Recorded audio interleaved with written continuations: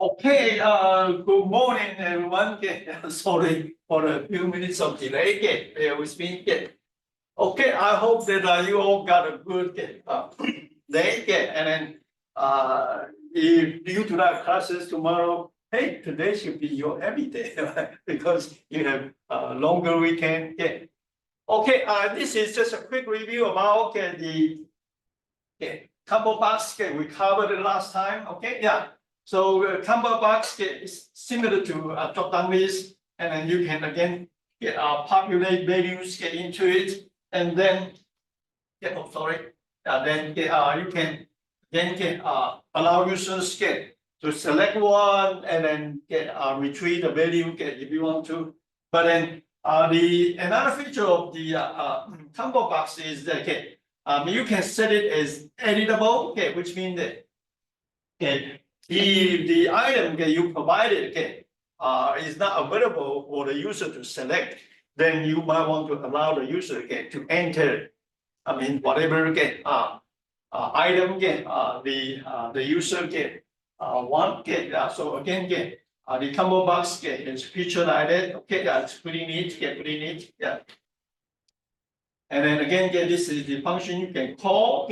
Set editable to true. By default, it is not. By default, is uneditable. All right, and then again, last time I have shown you the example already. So I'm not going to repeat it. But at the same time, if you don't want to, if you want to make the combo box to react to customers or users reaction, then yes, you can directly call the set on action method and then set an event handler to it. So no problem of that. Okay, so if it's editable, then when it display, it will look like this. The user can enter something to it or click the drop-down list to see the other items. Okay, so let's now move on to the new topic. Slider. So as I mentioned it, what's the use of it? There are many use cases. In a minute, we'll see some demo. But at the same time, if you got the chance to look into, let me minimize this one. Normalize, not minimize. Then you can see that the zoom in, zoom out feature of this PowerPoint. The control here use what? Use slider. That is one use case. Another one will be controlling the volume, right? Controlling the volume, louder, not so louder. So it's a slider control. So let me enlarge the screen. Here's the PowerPoint size. So slider controls. So a slider allows the user to graphically adjust a number within a range. So you can set a range. So for example, the upper example here, the screenshot here, set the range between 0 and 100. And then once the end user adjusts the knob over here, then the value will display in the corresponding unit in Fahrenheit or Celsius. So again, it's very flexible. So this is one example. And then this one display the slider in the horizontal orientation, but maybe there are needs that you want to display it in a vertical orientation. Sure, you can do that, but at the same time, based on the screenshot over here, the lower right corner, then you can see that you can set even the range between -1 and +1. And then you can also set a default value or initial value if you want to. So again, it's very flexible. And then it's from the slider class. So make sure that you import that class. And then they displayed an image of a slider knob as well. Slider knob as well. That can be dragged along a track. In addition to that, there are some again tick marks or tick mark units you can set. Such as This one will be kind of every 20 units. I mean, there is a kind of tick mark value over there 0, 20, 40, 60, 80, get 100, 100, and then this one again is different. So again, there are many features that you can play with it. Let me quickly go to my slider demo code over here. Okay, give me a minute. Yeah. So let me get it to my simple code. Okay, yeah, simple code here. Okay. This one, this one, this one, yeah, this one, this one. Okay, yeah. So slider, change the view. Okay. Slider, there you go. Slider demo. Yeah, there you go. Yeah. Okay, so this will be my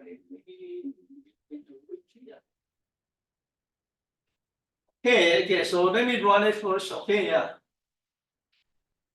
All right, okay, so you can see that. Yeah, this is the one. Okay, okay, I took the screenshot, and then as of now, okay, initially, when it started, I set it to 50 unit, and if I drag to the left, and then let go, then you can see that. Okay, I mean now, okay, the degree in Celsius will be 20. But then the equivalent value in Fahrenheit will be 68. But then if I change this one to 80, yeah, then you can see that the degree in Celsius is 80, but in Fahrenheit it's 176. Okay, yeah. So again, this is just one example. Okay, yeah, this is just one example. And then let me see, anything I want to mention it. So you can see that I mean the slider. This is how I declare the slider, and also the constructor allow me to pass in 3 values. There are I mean other constructors as well, but then for the one I use over here, the first parameter will represent the minimum value.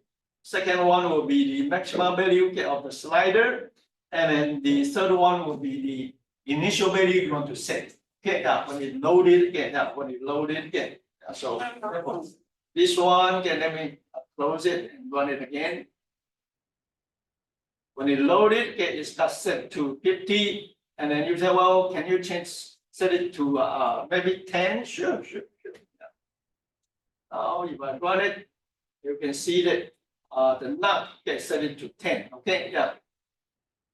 So again, depends on your needs. And then also you can set the so-called show tick marks. And then set the major tick unit, maybe every 20 units. Depends on your maximum minimum value. And then you can also set the minor tick count. Maybe every kind of run it.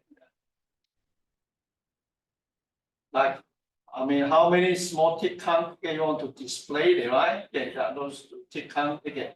This is the major one. Those will be the minor ones. And then set tick label. Then set snap to ticks. So snap to tip is that in case that maybe I kind of drag the nut, but then put it between 2 minor tick marks. But then when I let it go, then if I set this one to true, they would kind of stay on the top of one of the minor tick marks instead of in between 2 tick marks. Okay, so this is kind of feature like that. Set snap to fix it.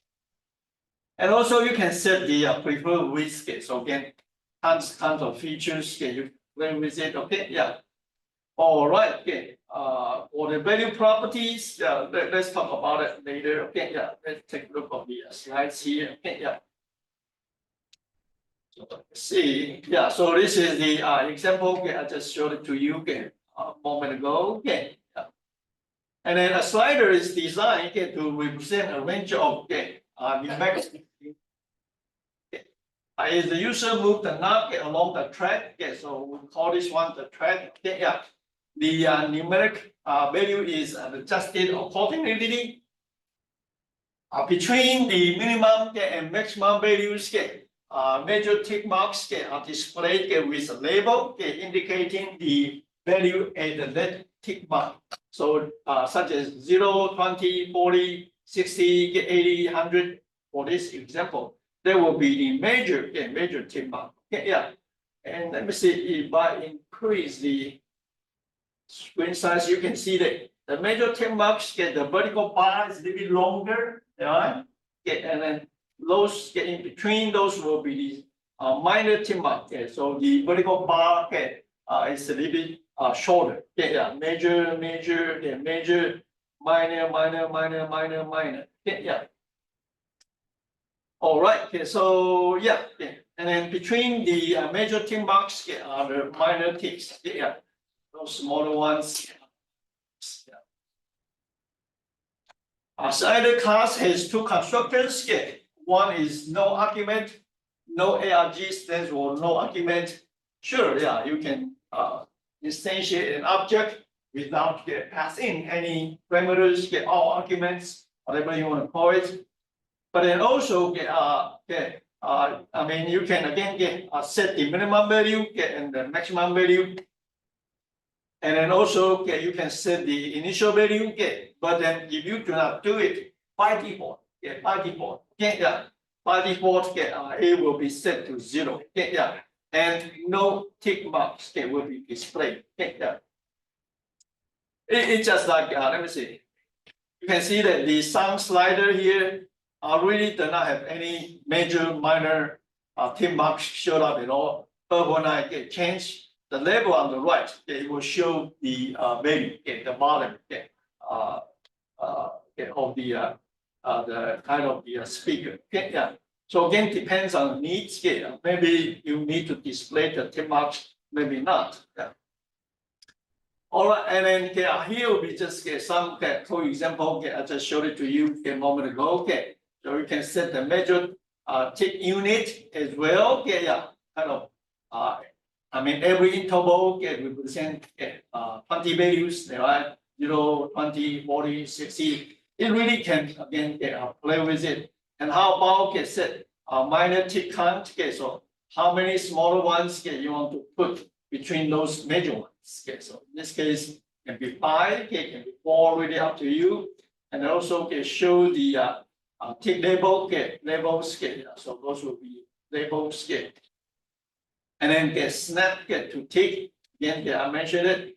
I mean, I can drag the knob, put it between two smaller tick marks. But then how do you measure the value? It is 4.1, 4.2, or 4.3, right? Or 4.05.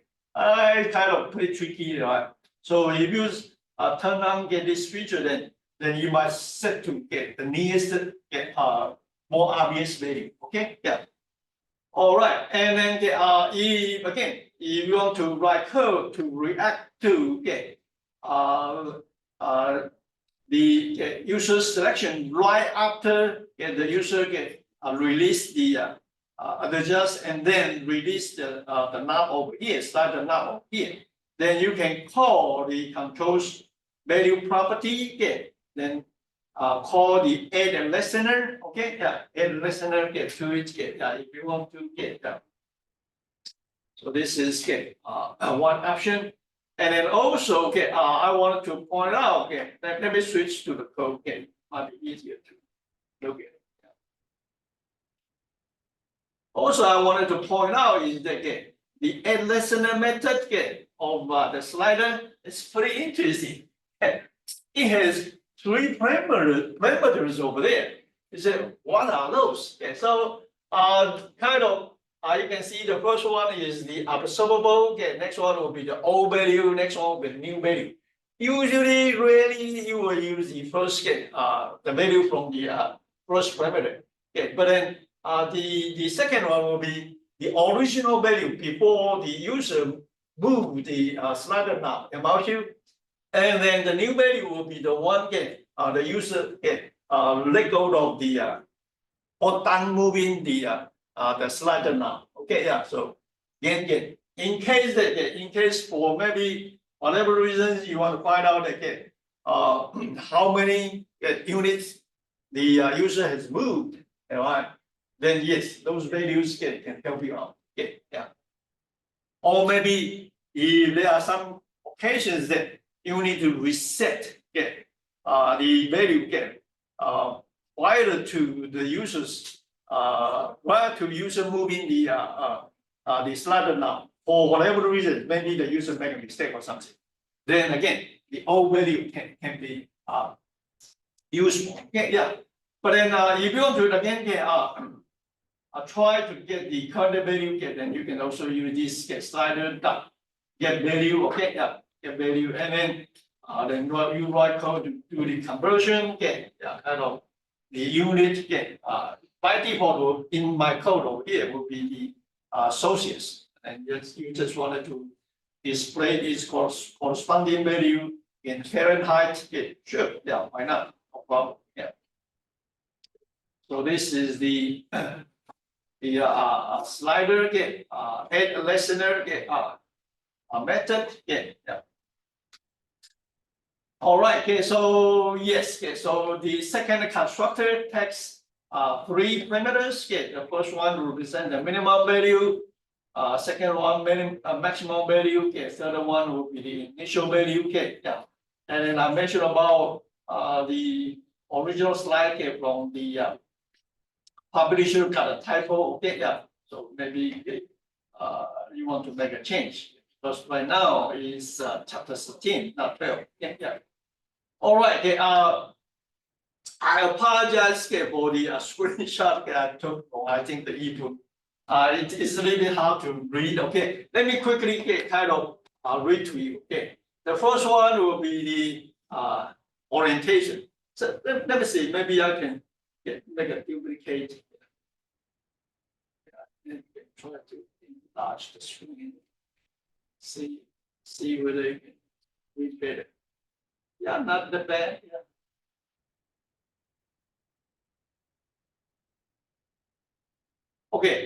So now this is better. So you can set the orientation. I mentioned it.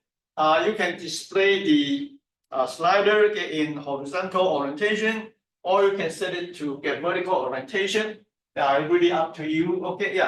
So you can see that the parameter over here, you can use the class name, orientation vertical, or maybe horizontal, really up to you. Another one will be the set show tick marks. Then by default, no tick marks are displayed. So it's similar to the slider to control the volume for our for the computer over here. And set major tick mark unit. Feel free to play with it. And then the default is 25. And then set minor tick count. So again, play with it. You can also set the maximum value of the slider, set the minimum value of the slider, set snap to ticks, mentioned it already. Set show tick labels. And then set block increment. So again, kind of how much increment you want to set it up. For this one, I hadn't. Oops, sorry. For the set. Let's see. The next one, I guess. Set block increment. I haven't played this one. And then set value again. I mean, you can set the knob to specific value if you want to if you want and then I believe the get value should be next. Get value.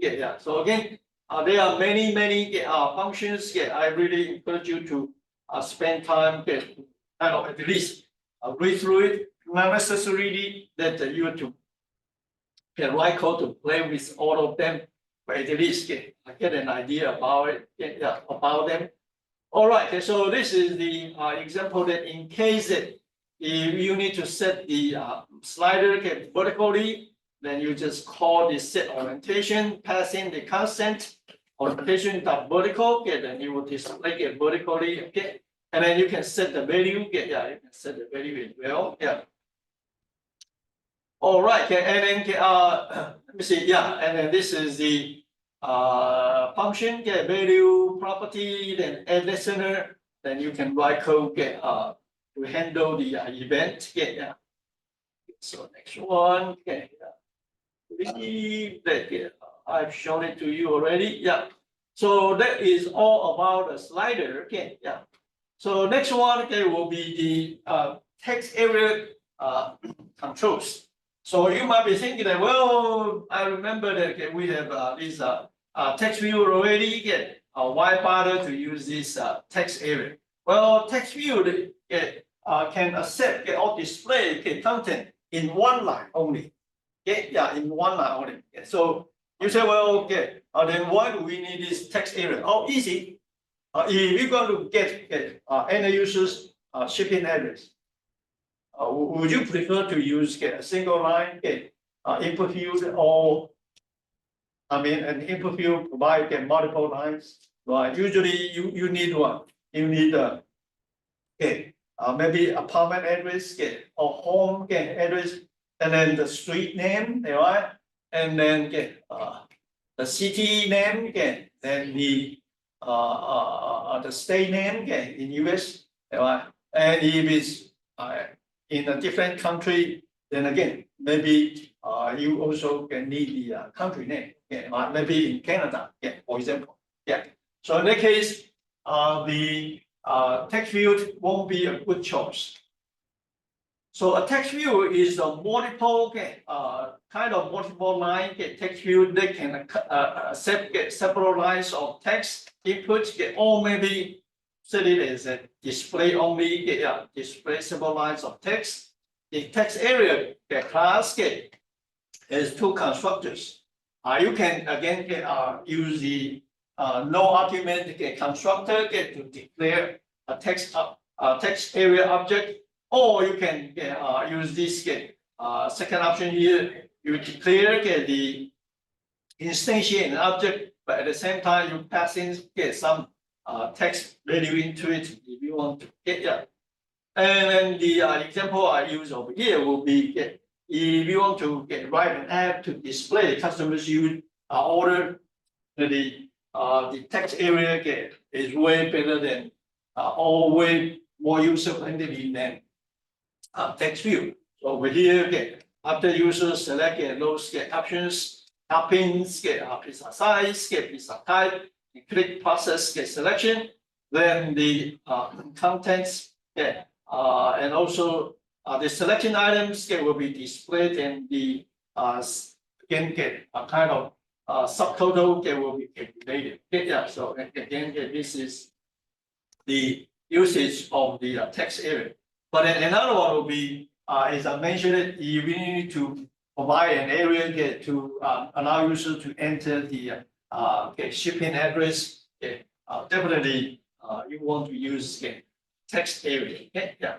All right. And then there are some methods under the text area class. So you can set refer column count. So I mean that by default, when it got displayed, you will accommodate kind of 40 characters.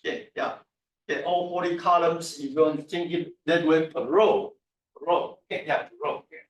But then you can set more or less, really up to you. Similarly, by default, the number of rows it got displayed by default is 10. But then you can set it to more or less, depends on needs. In addition to that, you can set red text to true, so that when the number of characters is more than, let's say, more than 40 characters, then you will automatically get to the next row. But then if you do not do that, then you might keep displaying to the right. And then the 41st one, then in that case, character in that case will be hidden. So usually you will set this one to true. Get text, again, get text field, can allow you to retrieve customers' input as well.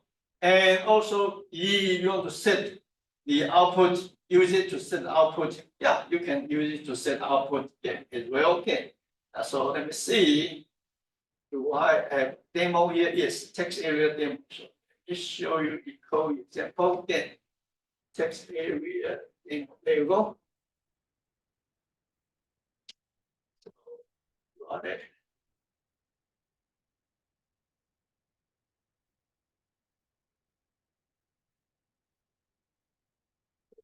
And this is a very simple one, okay, nothing fancy at all, okay. So I instantiate, text area, and then I also put some hint message in there, the input data please, there you go. And then I can just type something here again. Southeastern is good school, okay. And then click. So the click, once it's clicked, actually I just retrieve the message displayed over the system output window here. So you can see that display Southeastern is a good school. Okay, yeah. So this is what's going on. Okay, yeah. See anything fancy? Yeah. So over here you can see that I set text red to true. So let's see again. What's going to happen if I keep typing?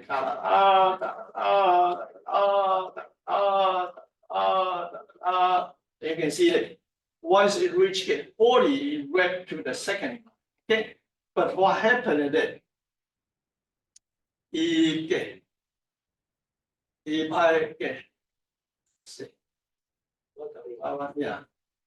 if I comment this statement out, let's see what's going on. Okay, so let's try. Let me try. Okay, usually this is how I know that how many characters are there. Okay, so I will start 1, 2, 3, 4, 5, 6, 7, 8, 9, 10. Okay, so this is 10 already, right? 20, 30, 40, and then how about next one? So you can see that the next one, it won't wrap onto the next line. It just keep pushing to the back, to the right, and then it provide a horizontal scroll. Okay. So sometimes you might not want to provide a set. You might not want to use an add like that. Okay, yeah. But yes, the feature is there. Okay, yeah. So for me, most of the time, I will turn this set red text true. Okay, yeah. So let me try it again. Okay. And 20, 30, 40, 50.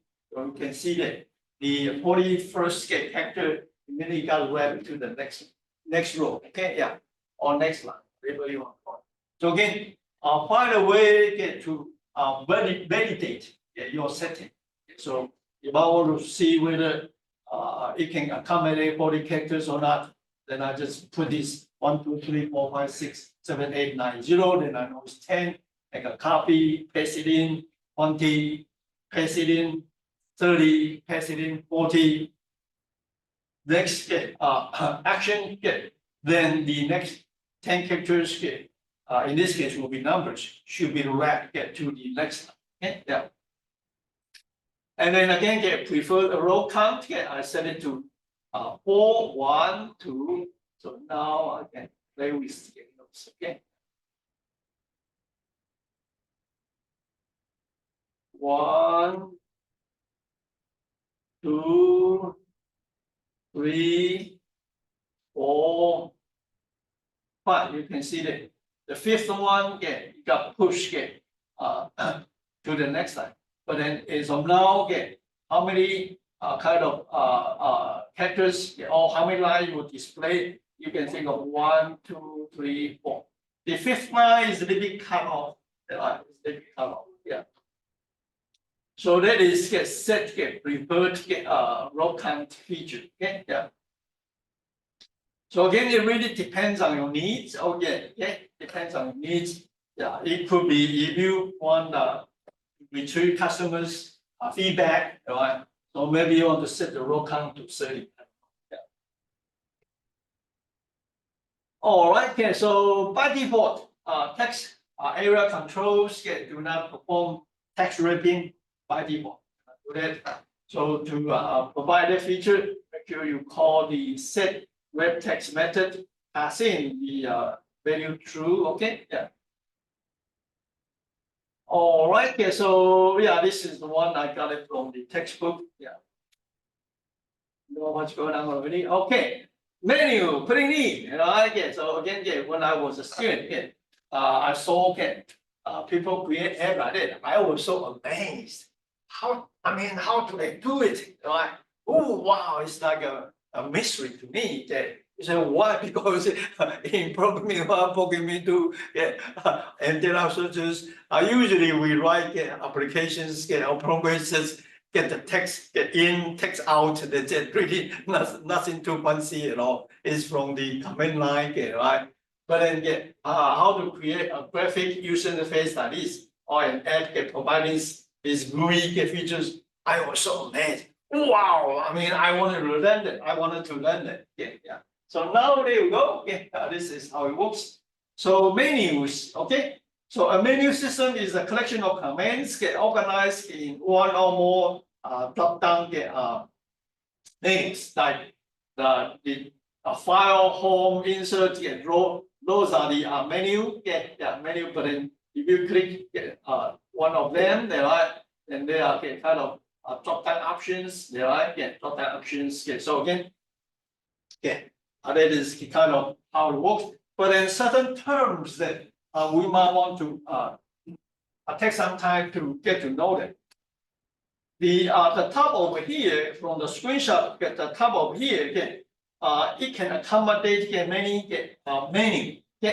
So that is called menu bar. Menu bar. Menu bar. And then under each menu, then that file is a menu. Edit is another menu. But then under each one, then you can add menu items. So such as copy, cut, paste, they are called menu items. But then between menu items, you can also set a separator. You can add a horizontal line there. Even though it's a little bit hard to see, but then it is called a separator. But then for menu items, actually, you can add sub-menus into it. Like this sort, right? Sorting, you can provide sorting in ascending order or sorting in descending order, really up to you. So you can see that those are sub-menus. And then again, you can even use this kind of menu items, but then provide this check and check feature. Or maybe this group kind of large font, small font. Right? You can pick what you want. You cannot pick. Allow the user to pick a larger and small font. Hey, which one you want? Right? So in that case, but you want to provide a kind of option like that. So in that case, what will be the better one? Radio button. All right. But then you don't want to use the radio button. So another option over the menu over here, it will be using the radio menu items. But then again, in that case, definitely you're going to put those two radio menu items in the same type of group. All right. So yes, and then again, because it's drop down is that by default you will display all those options under the menu. But then when you click, then the options will show up. So if I click this help, then you can see that. Let's see. Help, you got some sub items showed up. Oh, let me see. Can I try something more obvious? Let me see. Yeah, this is more obvious. Okay, so you can see that I click this one, then boom, boom, boom, boom, boom, boom, boom. I mean, so many menu items showed up. Okay, and then I mean, undo, redo, okay, you can pick only the kind of one of them. Okay, so many choices. Open is just like it provides kind of sub menu items. Sorry, sub menu items. So okay, click open, then in theory, well, it should open something. Anyway, I will check out it next time. Okay, Okay. All right. Okay. So let me keep going. Okay. Okay. So this is the. Let me see. I believe this is Microsoft Word. Anyway, so this one is like the alignment. Okay. Then once it's clicked, then the drop down list can pop up. Then there are many menu items. The user can pick. Okay. The user can pick. Given time, you will also get. Let me move this one to. Given time, you will also get work on a homework exercise like this. This will be the topics in next chapter, chapter 14. So, you're going to develop an app to provide different options, and then under the sheet, the user can pick. Hey, you want to display those do you want to display shape in rectangle based on the number of rectangles picked by the user and also the color as well can be circle can be rectangle, can be oval can be different shape and then the choice will be from the menu here so this is just to give you a heads up that's all All right. So so again, those are the terms. Menu bar, can accommodate, or can contain menu, and then you have each menu here, and then each menu can contain menu items. So menu items, and then menu items can be a checkbox menu item or radio button menu item, no problem. And then the menu item can also contain submenu. And you say, well, can submenu contain submenu? It's not recommended. So usually, two labels of hierarchy will be fine. More than that, it's kind of a little bit distraction to users. Separator bar, so you can add separator bar, no problem. All right, so let's see. Some simple here. Text menu, simple. Okay, so let me quickly show you some sample here. Text menu. Simple here.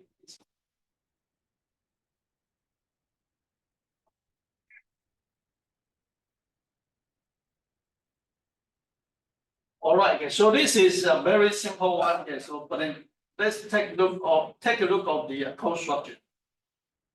So we can see that I instantiate a menu bar.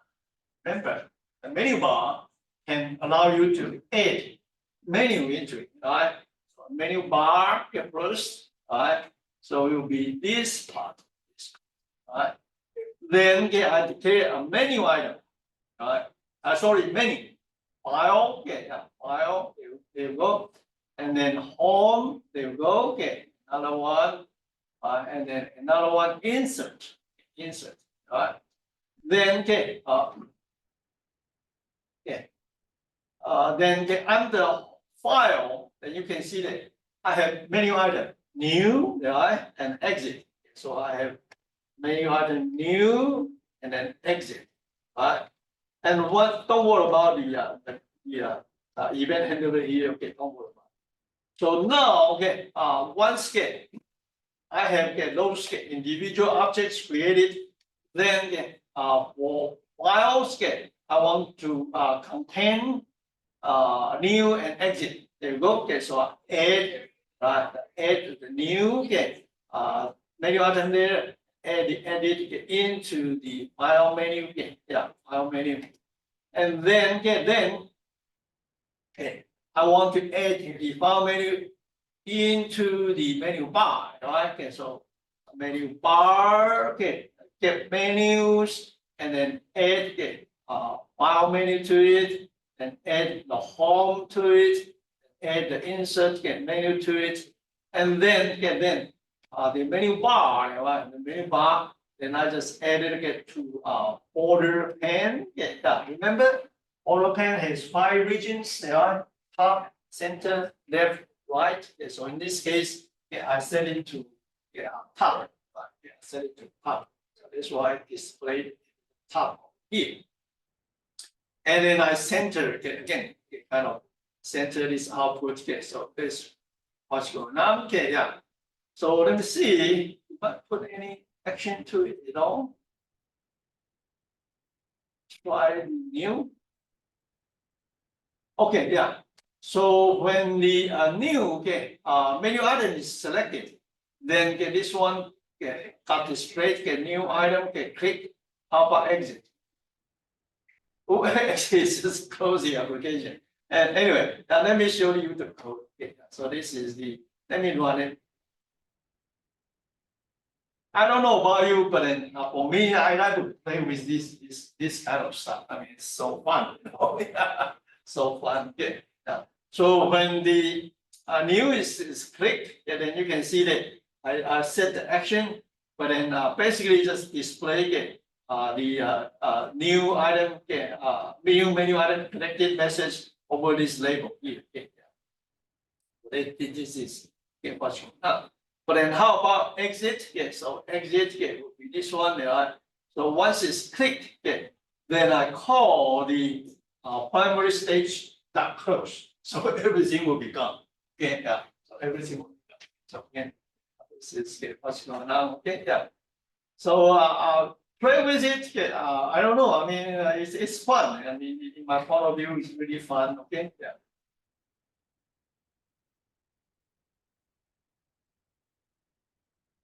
All right, so again, here will be some kind of classes you need. Definitely menu bar, right? Definitely menu bar. For how many menu you want to create, it really up to you. The PowerPoint software is file, home, insert, draw, design. It depends on your need. Okay, yeah. And then how many menu items you want to use, what kind of menu items you want to use, then depends on needs. Yeah. And then menu item, so menu item, if you need to add sub menu items into your menu item, it again depends on needs. All right, I explained this one. Check menu item, again as many options. Okay, yeah. And then radio button will be exclusively group into one group. Can make sure you do that. Okay, make sure you do that. All right, so yeah, this one I've shown it to you already. Yeah. And anything else? Yeah, close. Yeah. So I set the event that when the exit is clicked, then you will close close the whole application. Oh yeah. So a lot of times, for example, yes, okay. For that, let's take a look of this PowerPoint software. If I press the Alt key, let's see what is going to happen among those menu here. Yeah. Let me make it highlighted. Let me press the Alt key on my keyboard. Then you can see that. I mean, they are kind of so-called hotkey, shortcut key, or whatever you want to call it. It's really up to you. Okay, yeah. So let's say if I want to go to the design, right? So let me turn those kind of hotkey character off. Okay, let me press the Alt key. Alt key again. Okay, yeah. And I want to go to design next. Okay, yeah. So I can use this Alt G, right? Okay. Design. Let me see. Let me check. EOG. G. Okay, yeah. So I can use the combination key on my keyboard. Will be the Alt and then G. There we go. So we can see the design is highlighted. Okay, design is highlighted. Then you say, oh, I mean, it's pretty neat. All right. I mean, can we get can you teach us how to do that? Of course. That's why you pay money for. All right. So that is called mnemonics. Okay. I mean, those hotkey symbols or shortcut symbols are called mnemonics. So assigning the mnemonics to menu items. How do you do that? All right. But then let's see what is a mnemonic. What is a mnemonic? So a mnemonic is a key on the keyboard that you can press in combination with the Alt key. Okay, yeah. To access a menu item quickly. Yeah. And then again, you say, well, I mean, the mouse is pretty handy, right? Why bother? Hey, here's the thing. Okay.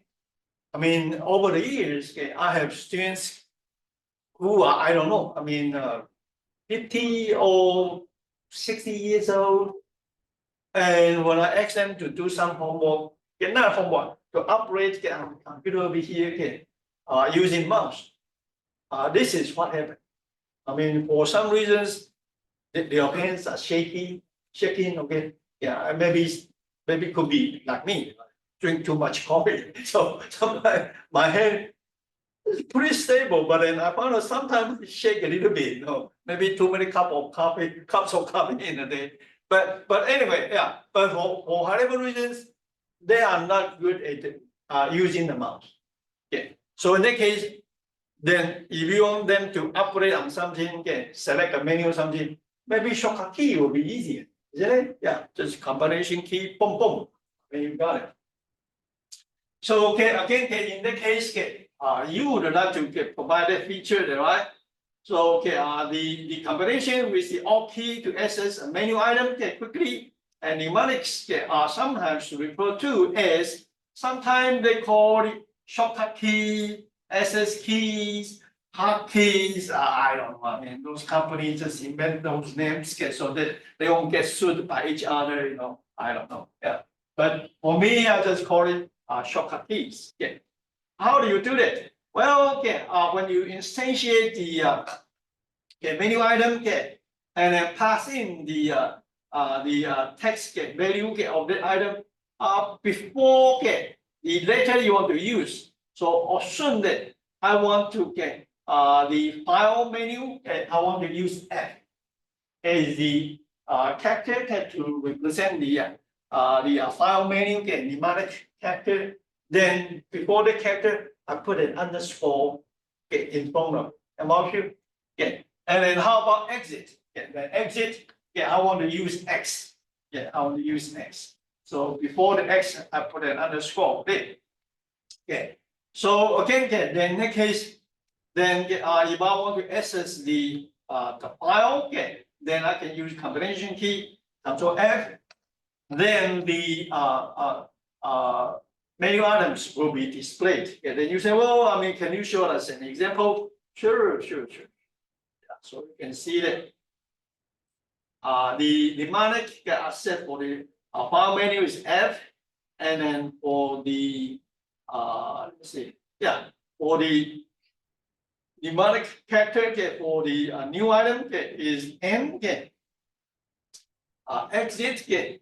Well, I can set it, but then once it's got placed, got selected, then the F close. How about insert? Well, insert will be T. So let me run it. So you can see that as of now, you don't see it. But if I want to show the sub items under the file, then I can use the combination key with the character or symbol F. So let me try that. So let me use the Alt, and then F. Ta-da! Pretty neat. And you can see that the new even show the mnemonic option there. So let me try.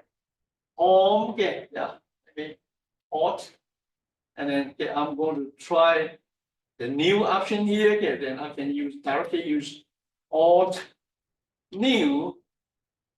Highlight it. Alt N, no. How about let me try the Alt F first. Alt F, Alt New. Well, anyway, I believe it's there, but then I think that maybe I didn't set the code again. Well, I do again.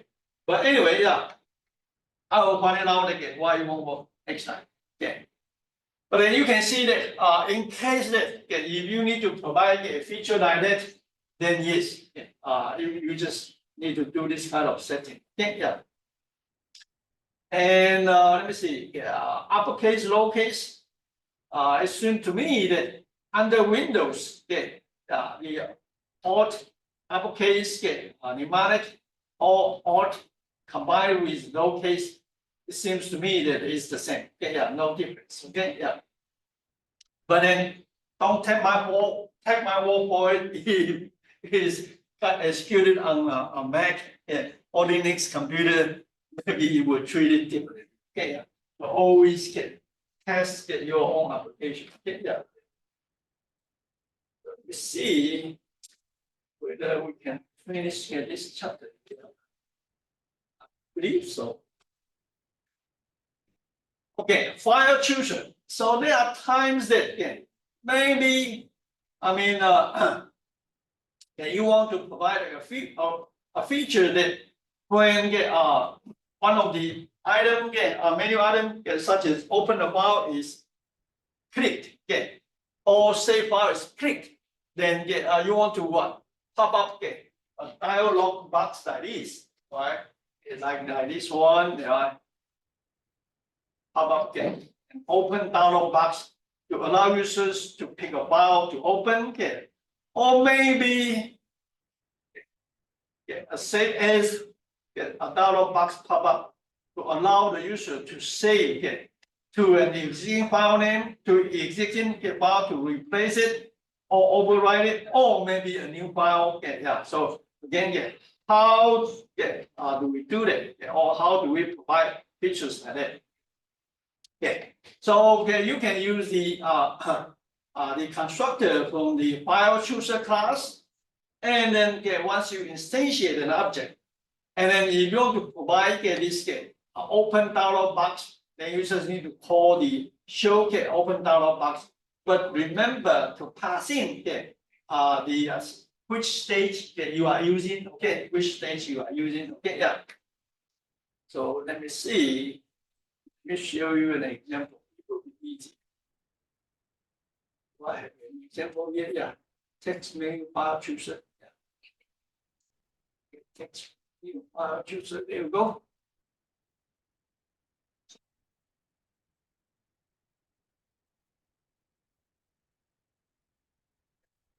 All right, let me run it. Okay, so you can see that I got this file menu here. To keep it simple, I just put one item there. Let me click on it, and I got a few options over here. Let me try the open here. So again, assume that I want to open a file. Then when I click open, you can see that the open dialog box showed up, and then I can navigate to a different directory, and then even subfolders, and then pick a file. And then you can see that once I pick a file, the file name will be displayed in the text field, but then I can also cancel it. As well. So this is the example of this kind of show open dialog box. So again, it's pretty interesting. So I believe that I have some code written already. So let me randomly pick a file. Let me just pick this one to keep it simple. MP Excel, miscellaneous Excel file, and let me click open. See, so it won't open because I do not kind of write a code to it. But then I use the function such as selected files path to select the path and the file name and display it over the label. Yeah. So but then let me not jump ahead of myself. Yeah. So let me have it step by step. All right. Okay. So again, now we can see that you just need to instantiate an object from the file chooser, assign it to an variable, and then remember to call the show open or show save as. Really depends on needs. Okay. Yeah. In this case, will be the open show open dialog box and pass in the primary stage. Then the open file dialog box will show up. All right. But then again, in case you want to save a file, then you can call the show save dialog box, instead of show open dialog box. So it really depends on need. Maybe there is again once the dialog box let's say open dialog box got showed up, maybe the user decided not to pick anything. Then in that case, if the user, you can see that if the user does not select a file, then the method can return no. So again, the dialog box can show up, but maybe the end user did not select anything at all. So in that case, the value will be no. But then if you want to make sure that a file has been selected, then you can do the check-in. So selected a file, again, variable name, you pick it. If it's not equal to no, that means that the user has selected something. And then how do you if you want to retrieve the kind of the path, then you can call the get path method, and then you can display it. Get path will be very useful as well. And then let me see anything else. But if you just want to select the, you just want to find out the file name only, then you can use this get name instead of get path. Instead of get path. So it really depends on your needs. So this is the example I just showed it to you a moment ago. I use the get path. So the path and then the file name all got displayed. So let me show it to you one more time. Open. Download this time. Let me just pick an image file randomly. Click open. Then you can see that the all past C drive users MSU download the image file name as well. All got displayed. But then what happened then? If I just want to get the file name, So if I just want to, let's see, get the file name only, let's try this.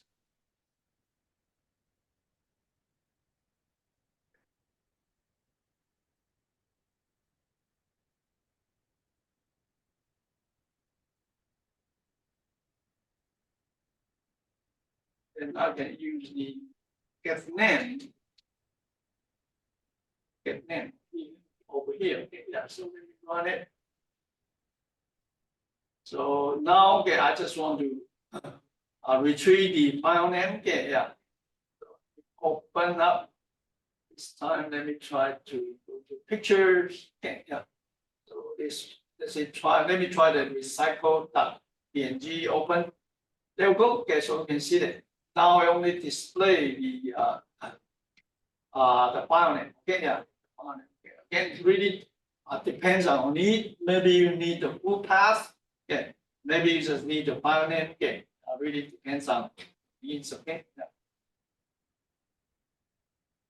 All right. So let me keep moving forward. Okay. So next one mentioned about using console output to debug GUI.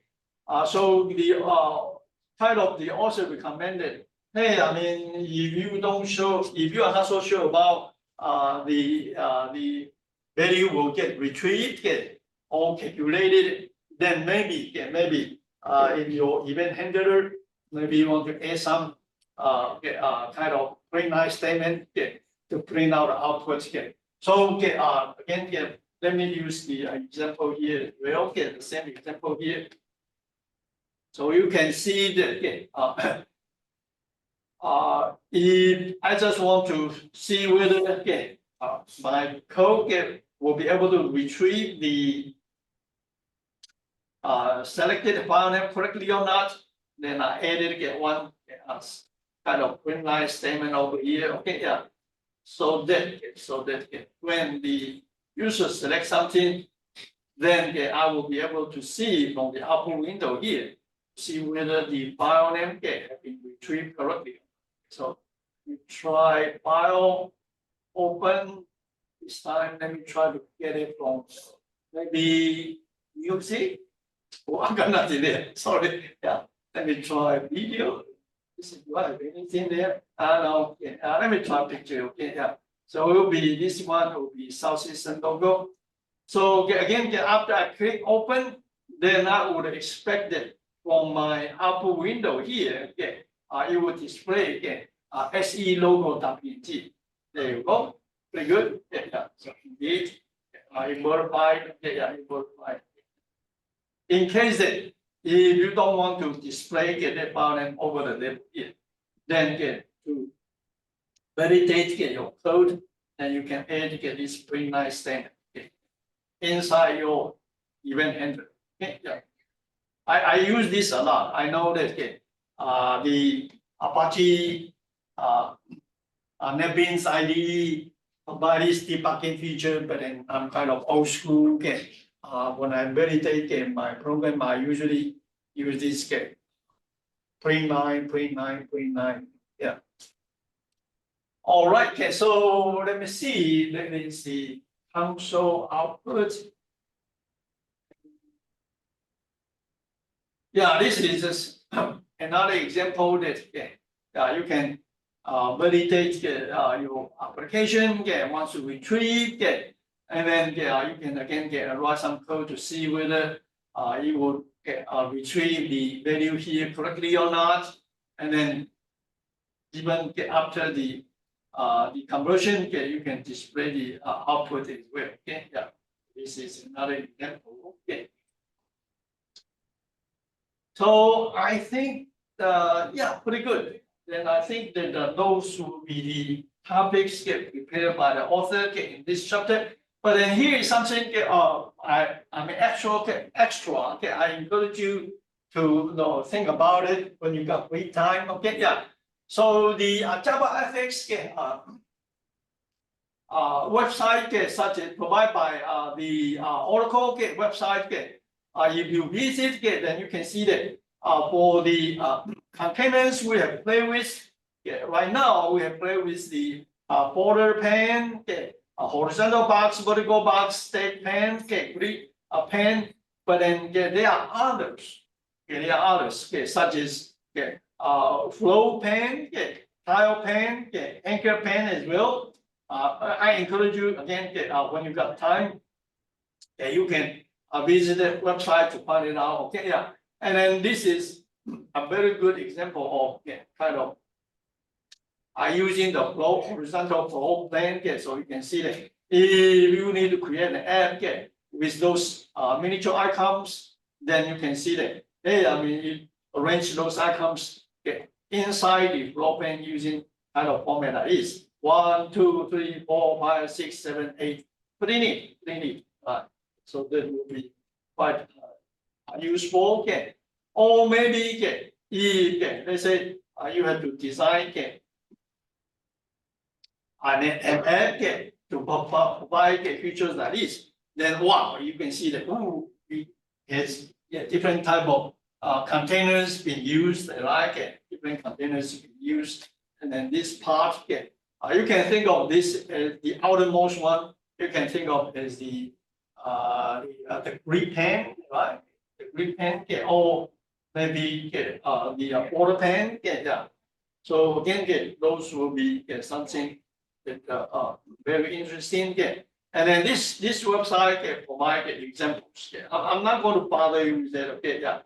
But then my job is to again to provide you with additional information in case that you want to learn more about it. Okay, yeah. So let me see, anything else? Yeah.